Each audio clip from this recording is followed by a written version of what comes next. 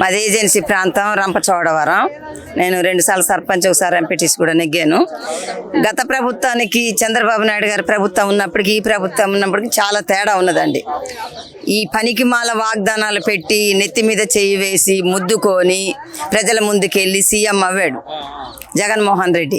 ఈ జగన్మోహన్ రెడ్డికి బుద్ధి చెప్పే రోజులు దగ్గరలో ఉన్నవి, గద్దె దించే రోజులు ఉన్నాయండి. బుద్ధి ఎలా చెప్తారంటే ఓట్లతోనే చెప్తారండి, మహిళలు చెప్తారు. మరి ఈ రోజున తప్పుడు వాగ్దానాలు చేసి సీఎం అవ్వాడు. ఈ రోజున ఈ ఎమ్మెల్యేలు, ఈ మంత్రులు ఏం మాట్లాడుతున్నారో వాళ్ళకి అర్థం తెలియకుండా లోకేష్ గారి మీద, చంద్రబాబు నాయుడు గారి మీద తప్పుడు కూతలు కూతున్నారు. ఈ రోజా అని వ్యక్తి ఉన్నదండి. రోజా ఏ పక్క తిరిగిందండి? ముందు చంద్రబాబు నాయుడు గారికి ఇక్కడ నుంచి పంపిస్తే మేము ఏజంతా తిప్పాము. ఈ రోజున ఇక్కడికి వచ్చి ఆవిడ పెద్ద పెద్ద కూతలు కూస్తుంది. అలాగే కొడాల నాని గారు ఉన్నారు. ఏ పక్క నుంచి వచ్చారండి కొడాల నాని గారు? చంద్రబాబు నాయుడు గారు కాళ్ళ కింద ఉండేవాడు కొడాల నాని గారు. ఈ రోజున ఇక్కడికి వచ్చి మినిస్టర్ అవి మంత్రి ఇచ్చేస్తే పలుకుతున్నాం. ఈ గద్దె దించే రోజులు తక్కువ ఉన్నవి. జగన్మోహన్ రెడ్డి ఓడిపోయే రోజులు దగ్గరలో ఉన్నవి. ఏంటంటే అమ్మ ఒడి, బాబి ఒడి ఎవరు సొమ్మేస్తున్నాడండి? అమ్మ ఒడి, బాబి ఒడి మాయ మాటలు చెప్పి పేదవాళ్ళు నోర్లు కొట్టి ఆ రేట్లు పెంచేసి అక్కరంగా అడ్డదారుగా వచ్చి మరి వీడు మళ్ళీ రావాలనుకుంటున్నాడు. కానీ జగన్మోహన్ రెడ్డి గద్దె దించే రోజులు దగ్గరే ఉన్నాయి. సీఎం అవ్వే అవకాశం లేదు. చంద్రబాబు నాయుడు గారు మంచి మెజార్టీతోని, మంచి ప్రజల ఆధ్వర్యంతో, ప్రజలు చేసిన పనులతోని ఆయన సీఎం అవుతారు. వాడి సొల్లు మాటలు ఎవరు నమ్మరండి. ఆ సొల్లు మాటల రోజులు పోయినాయి. జగన్మోహన్ రెడ్డి వాళ్ళు బాబు ఏదో హెలికాప్టర్లో కూలిపోయారని సానుభూతిగా ఓట్లేయడం జరిగింది. సొంత తల్లికే వెన్నుపోటు పొడిచాడు. బాబాయికి చంపేసే మోసం చేసి తప్పుడు కూతలు కూసి తప్పుడు ఇది. ఆయనకి ఎన్ని కేసులు ఉన్నాయండి? తల్లి చెల్లెలికే రానిచ్చలేదు. ఈ రోజున చెల్లి అక్కడికి వెళ్ళిపోయి రేవంత్ రెడ్డి దగ్గరికి వెళ్ళి, సోనియా గాంధీ దగ్గరికి వెళ్ళి కలుస్తుంది వీళ్ళ సీఎం తెలంగాణలో. ఈ రోజున ఇక్కడ ఆంధ్రాకి ఆవిడకి ఇన్ఛార్జిగా వేస్తున్నారు. నీ పనులే తీరంగా లేవు. నీవు కుటుంబాన్ని చూసుకోలేనప్పుడు నీవు ప్రజలకు ఏం చేస్తావు? నీవు ప్రజలకు నువ్వేం చేస్తావని నేను సభాముఖం చెప్పడం జరుగుతుందండి. కానీ ఎస్సీలకి, ఎస్టీలకి మాత్రం చాలా అన్యాయం చేస్తున్నాడండి. మరి ఎస్సీలకి, ఎస్టీలకి అన్యాయం చేస్తున్నాడు. కాకినాడలో అనంతబాబు ఒక దళితుడికి చంపేస్తే ఏం చేశాడండి? చంద్రబాబు నాయుడు గారికి జైలు పంపించారు.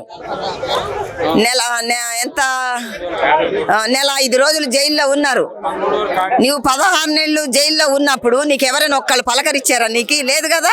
చంద్రబాబు నాయుడు గారికి రాష్ట్రాలు, విదేశాల నుంచి కూడా మద్దతు పలికారండి. మేము కూడా నెల 5 రోజులు నిరాహార దీక్షలో కూర్చున్నాం. చంద్రబాబు నాయుడు గారి గురించి పోరాడం. నీ గురించి నీ కార్యకర్తలే రారు. నీకు ఓట్లు వేసి రోజులు కూడా లేదు. నీకు ప్రజలు బుద్ధి చెప్పి రోజులు ఉన్నాయి. మళ్ళీ రాబోయే కాలంలో తెలుగుదేశం ప్రభుత్వం వస్తుంది. చంద్రబాబు నాయుడు గారు రాష్ట్ర ముఖ్యమంత్రిగా గెలుస్తారు. అచ్చెన్నాయుడు గారిని కలవడానికి వచ్చాము. నేను ఏటపాక మండలం పండువరిగూడెం గ్రామం గొమ్మకొత్తగూడెం పంచాయతీ ఎంపీటీసీగా పనిచేస్తున్నాను. మా ఏటపాక మండలంలో కూడా ఇంతవరకు కనీసం ఒక రోడ్డు వేసిన పాపం లేదు. ఎంపీటీసీ నిధులు లేవు. కనీసం ఒక బోరింగ్ వేద్దామన్నా ఆ డబ్బులు లేవు, నిధులు లేవు అని చెప్పుకొస్తున్నారు. అదే ఈరోజు మా పార్టీకి విరమించుకున్నాం. ఎందుకంటే గతంలో మేము వేసిన బోర్లు ఉన్నాయి, మంచినీళ్ళు మాకు గోదావరి వచ్చిన కరెంట్ లేకపోయినా చేతు పంపులతో మంచినీళ్ళు అందించిన ఉంది.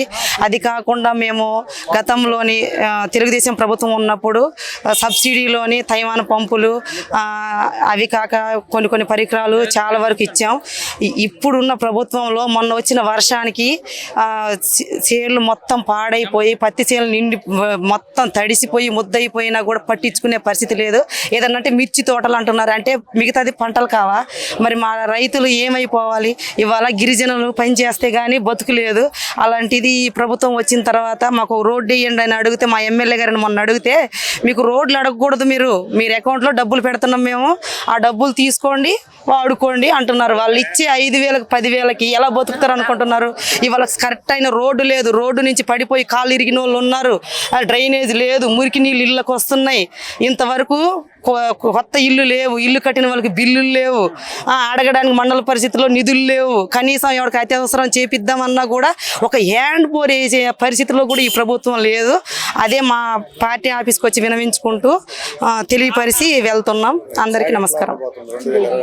2024లో మాత్రం టీడీపీ ప్రభుత్వం ఖచ్చితంగా సీఎంగా కూర్చోబెడతాం చంద్రబాబు నాయుడు గారిని. అదే మేము ఈ ఈ ప్రభుత్వానికి తెలియజేస్తున్నాం. ప్రజా సమస్యలు ఏం గుర్తిస్తున్నారు జగన్మోహన్ రెడ్డి పరిపాలన? జగన్మోహన్ రెడ్డి గారి పరిపాలనలో ఎవరూ ప్రశాంతంగా లేరు, అది అందరికీ తెలిసిందే. మనందరం చూస్తున్నాం కూడా. ఈ రోజున మనం మళ్ళీ భద్రత కావాలి. యాక్చువల్లీ జగన్ గారి పరిపాలనలో ఒక 10 సంవత్సరాలు మన యొక్క రాష్ట్రం వెనక్కి వెళ్ళిపోయింది.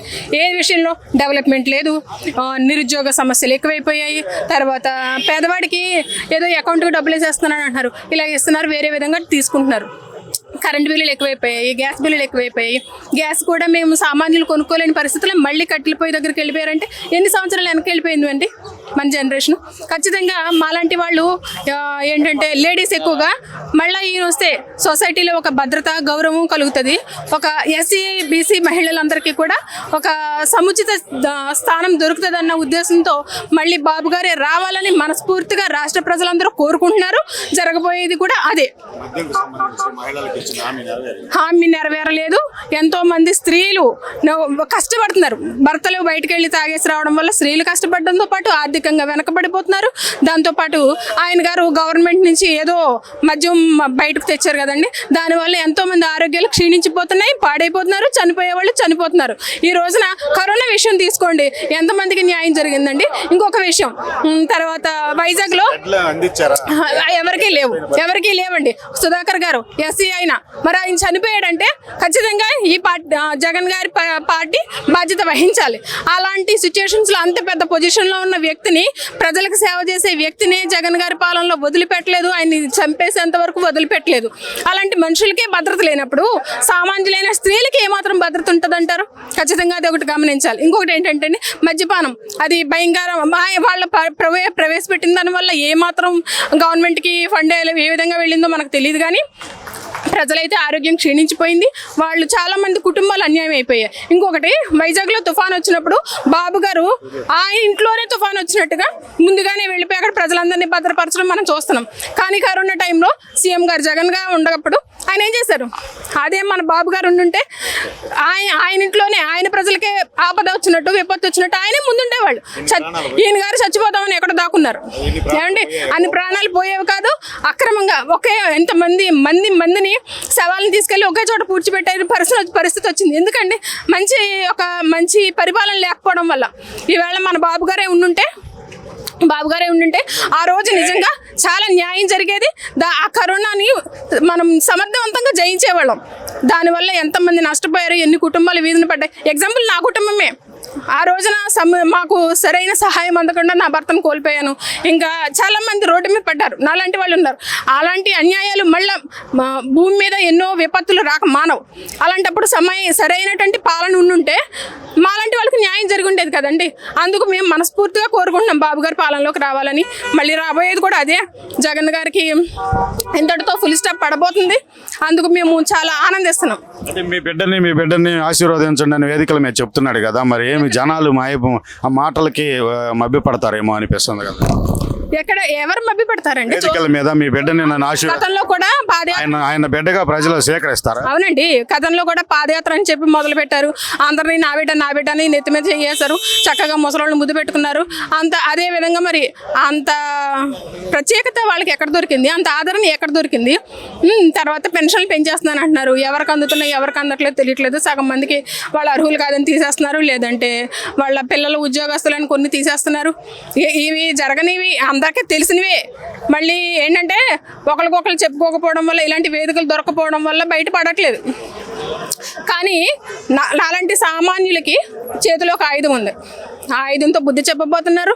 రానున్న రోజుల్లో ఖచ్చితంగా బాబు గారు గద్దెనెక్కబోతున్నారు. జై హింద్, జై తెలుగుదేశం. జగన్ ప్రభుత్వంలో మైనార్టీకి మోసం జరుగుతుంది.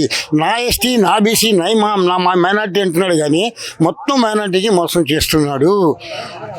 గత ప్రభుత్వంలో ఎస్సీ ఎస్టీ వాళ్ళకి 2 లక్షలు బాబు గారు లోన్ ఇచ్చారు. సబ్సిడీ 1,00,000, మైనార్టీకి 1,00,000 ఇచ్చారు. 50,000 సబ్సిడీ. ఇప్పుడు మాకు సబ్సిడీ లేదు, లోన్లు లేవు. పేరుకే minority corporation chairman Sheikh Asif, Vijayawada పశ్చిమ నియోజకవర్గం. అంతే పేరుకే. ఆయనకి ఆఫీస్ లేదు, కారు లేదు.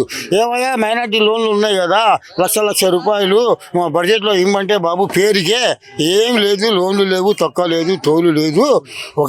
మాకు అసలు దిక్కే లేదు. ఏంటంటే మా పరిస్థితి ఏంటంటే ఒక ఫోటోకాల్ అంతే తప్ప ఏం లేదు. ఏంటి మన విదేశీ విద్య కూడా పోయింది. ఇంకా బీటెక్ రవి గారు వచ్చారు, మాట్లాడుకోండి. 2024 ఏం జరగబోతుంది? ఎట్లా మళ్ళీ టీడీపీ మేము ప్రయత్నం చేద్దాం. చంద్రబాబు నాయుడు గారి అభివృద్ధి 2024లోకి టీడీపీ అధికారంలో రావడం ఖాయం తప్పకుండా. జగన్మోహన్ రెడ్డి 175కి మాకే వస్తాయి అంటున్నారు కదా. ఆ ప్రేలాపనలు ఎన్నైనా పేలుతారు. అవన్నీ బూడిదలో పోసిన పన్నీరే. ఏంటి అభివృద్ధి? ఏది అభివృద్ధి ఉంటేనే ప్రజలు కోరుకునేది? చెప్పండి, మీరు ఎంప్లాయీస్గా మీరు ఆలోచించండి. అంటే డబ్బులు ఇస్తున్నాం ఇంటింటికి పెన్షన్ల రూపంలో, అవి మమ్మల్ని గెలిపిస్తాం. మేము ఇవ్వలేదా? మేము చేసిందే కదా. 3,000 చేయడానికి 5 సంవత్సరాలు పట్టింది. మా చంద్రబాబు నాయుడు గారు 6 నెలల్లో 1000 2,000 చేశారు. 2,000ని 500 2,000 చేశారు. 2,000ని 2,000 వీళ్ళు చేశారు. 500 1000 చేశారా? 1000 2,000 చేశారు. అంటే రాష్ట్రంలో ప్రధానంగా ఏం సమస్యలు ప్రజలను ఇబ్బంది పెడుతున్నాయి అంటారు జగన్ మీద వ్యతిరేకత కలిగించి? రాష్ట్రంలో ఏ సమస్యలు ఏంటండి? అసలు అభివృద్ధి ఎక్కడ ఉందండి? ఎంప్లాయీస్ ఎంత ఇబ్బంది పడుతున్నారండి చెప్పండి. నిత్యావసర సరుకులు రేట్లు పెరిగిపోయినాయి. రోడ్లు ఉన్నాయా చెప్పండి? అభివృద్ధి ఏదండి? మెయిన్ అభివృద్ధి ఎక్కడ ఉంది చెప్పండి? నిత్యావసర సరుకులు రేట్లు పెరిగిపోయినాయా? గ్యాస్ రేటు పెరిగిపోయిందా? గ్యాస్ ఎంత రేటు పెరిగిపోయిందండి?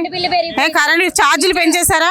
ఏది తక్కువ ఉంది చెప్పండి? ఒక చేత్తో బటన్ నొక్కుతున్నాను అంటున్నారు, ఇంకో చేత్తో ఎంత వెళ్ళిపోతుంది? అసలు ఎవరు లెక్కేస్తున్నారు మీరు చెప్పండి? అది లెక్కేయండి ఒకసారి. 1 మంత్ లెక్కేసి మీరు ఫ్రెష్గా 1 మంత్ ఇన్కమ్ ఖర్చు టాలీ చేయండి. ఏది ఎంత ఉందో మీరు చూడండి, మీకే తెలిసిపోద్ది. రాకవిడించండి. ఏంటి మీరు ప్రస్తుతం ఎందుకు వచ్చారు ఇక్కడికి? ఏంటి మీ పరిస్థితి? చంద్రబాబు నాయుడు గారి మీటింగ్ అని వచ్చామండి. మేము చూడాలని వచ్చామండి.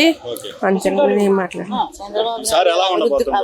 బాగుంటుందండి. జనసేన తెలుగుదేశం కలిసి ఉన్నది కాబట్టి తెలుగుదేశమే గెలుస్తుందండి రానున్న రోజుల్లో. ఓట కారణం అంటే వాళ్ళు ఏయో కలబుల్లి మాటలు చెప్తారండి. అలాగే వచ్చారు, కలబుల్లి మాటలు చెప్పి ఏదో వచ్చారండి. మేము ఇచ్చేస్తాం ఇంటింటికి డబ్బులు ఇస్తాం అన్నట్టుగా ఎన్నో అన్నారో అవి హామీలు ఇచ్చారు. ఓ చేత్తో ఇస్తున్నారో ఇంకో చేత్తో తీసేసుకుంటున్నారండి. అవి ప్రజలకు తెలియట్లే. కానీ 2024లో తెలుగుదేశమే గెలుస్తుందండి.